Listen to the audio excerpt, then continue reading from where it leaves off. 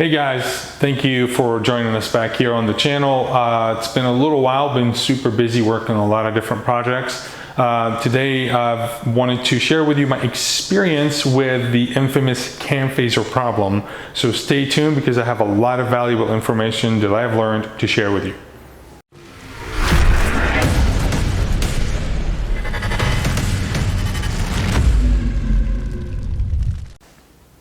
So if you've been around the Gen 2, the new Ecoboost, which is also referred to as the Gen 2 high output Ecoboost engine, you've heard at least a dozen times about cam phaser problems. How bad are they and what are some of the indications that your truck may have them? Well, the first thing is the cold start little rattle, but sometimes people confuse the cam phaser rattle with the turbo actuators rattling.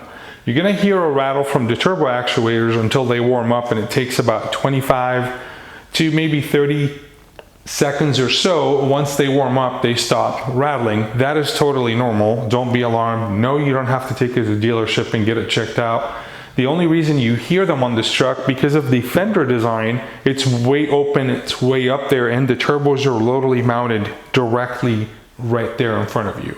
On other turbo applications, you can also hear them, not as loud because they're kind of tucked in. So the infamous rattle that you hear, what it's about, and I wanted to kind of take us to a little interview that I had with the master tech at my dealership at Covert Ford in Austin, because I had to take my truck in, and I'm going to let you guys see what happened there, and I'll be right back.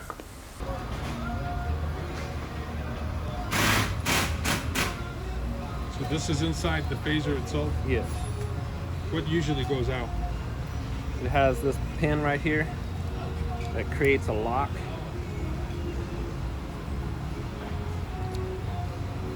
And it gets stuck inside, and of course this one wasn't stuck, but it gets stuck and prevents the rotation. Gear from turning? Yeah. All right. Take this apart. Let me clean this away. So in your opinion, since you've been doing this a while, how often do you see these come in for phasers? We still have on the Raptors. Not many on the Raptors? But the 3.5 Ecoboost truck. Still got them on back order. This doesn't make you lose faith in the engine itself just because of this one failed part, correct? Yeah. Is there anything that you would give recommendations to the members of the Raptor junkies to go ahead and do for their trucks to prevent this issue, or it does not really matter? It doesn't really matter. So routine oil changes or not routine oil changes, does that affect it in any way? Should we keep it oiled more or what? Doesn't really affect it at all. Not at all. I always advise people to do the oil changes sooner. So over here, you've changed the cam guides, the cam phasers themselves, and you're about to replace the solenoids on this truck. Anything else that you normally go into? There it is right there.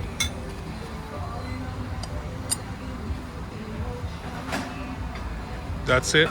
Yep. Is it messed up? Oh, it's broken inside. So that's what causes it to fail. Is it a plastic part? Yeah. Oh, wow. Well, it's a hardened plastic. It's not. But that's what broke inside, and you could usually tell that this is what messed it up. It locks the. It's all good now. Yeah, it's all good now.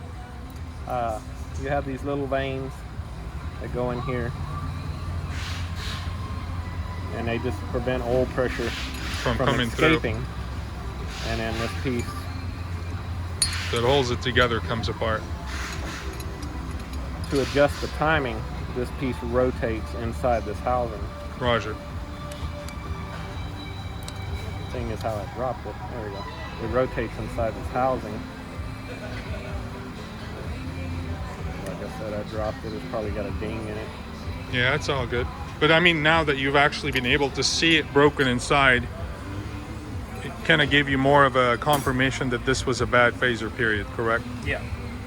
See, when you apply oil pressure one way or the other, it adjusts. This is the gear for the timing chain. This is attached to the camshaft, so it can allow the gear to advance and retard on the camshaft. Roger. And then when you shut it down, it's supposed to go fully retard and lock into place. And that little piece locks it. but it doesn't always lock it. So when you start up, this just jumps back and forth and rattles. Roger. So what could be a damage of long term without repairing that? Nothing really. Rattles. It just rattles. 5 to 10 seconds at startup. Cold start after about a 6-hour surge. Okay. All right. Thank you so much for your time, sir. I appreciate you taking care of my truck. So basically, I asked the tech, is there a way for us to prevent this? And the answer is no, it could happen. And a lot of people have asked me, well, how many miles are on your truck? Well, my truck is a late build 2018. That's April of 2018. So it has the larger turbos. It has the metal oil pan and the pretty much most of the revisions that you get, except for the 19 on, they have a different ECM, and then they have a few different revisions on there. Pretty much, they've changed the cam phaser design a couple of different times. The one that I just received is actually the very latest.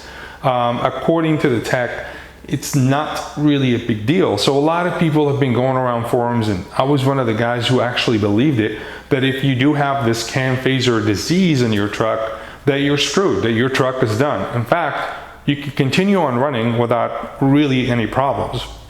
The only issues you might encounter is as the phaser turns itself, and that little metal, that little plastic, hardened plastic tab that holds it in place, if it falls out, and you're going to hear it rattle inside of it at a cold start until the oil actually gets in there and gets it warmed up, you might get maybe a degree of advanced timing or retarded timing off here and there. So some of the symptoms that got me to realize that I may have a cam phaser problem is I was getting a lot of false knock readout on my SCT tuner. And I asked a few people. I've talked to Matt over at Gearhead, and I've talked to RMB Motorworks with Ryan, and we kind of guessed that it could be probably the cam phaser making noise, and therefore it's knocking, and then I'm hearing that sound into the engine. So if you have a tuner, monitor your knock monitor and see if it's just shooting up a high number out of nowhere for no reason, and look at some other log in your tables, because it may not always manifest into the famous rattle that you could see. It could start going out early on, and then it will develop that rattle later. So in conclusion, does it mean if you have the cam phaser problem that your truck is done? No, it's not. It doesn't mean that at all. In fact, you can continue driving your truck until you can get it in and get them replaced. A lot of the newer style phasers that they've been replaced at the dealership, they haven't had any problems, 15, 20, and 30,000 miles. The 20s, as of yet, have not had any other problems, as they were also running the same style phaser that I just got on my truck. So I still really recommend that you do regular maintenance and oil changes on your truck. With EPA regulations, they've reduced some of the oil pressure in the engine. It's down to almost 19 PSI at idle, which is a little lower than where we'd like to see it. But with that being said, always take care of your truck. Do the recommended maintenance. On my truck, I do between 4,000 to 5,000 miles. And I use a 5W30 full synthetic. My choice has been AMSOIL. I prefer it, but you can use Mobil 1 or anything else. Anyway, if you have questions about this or you need help getting your truck serviced, I can get you guys in touch with my dealer. They've been great, and they're also mod friendly. I hope they don't hate me for saying that, but they will take care of you. I will see you guys next. Take care.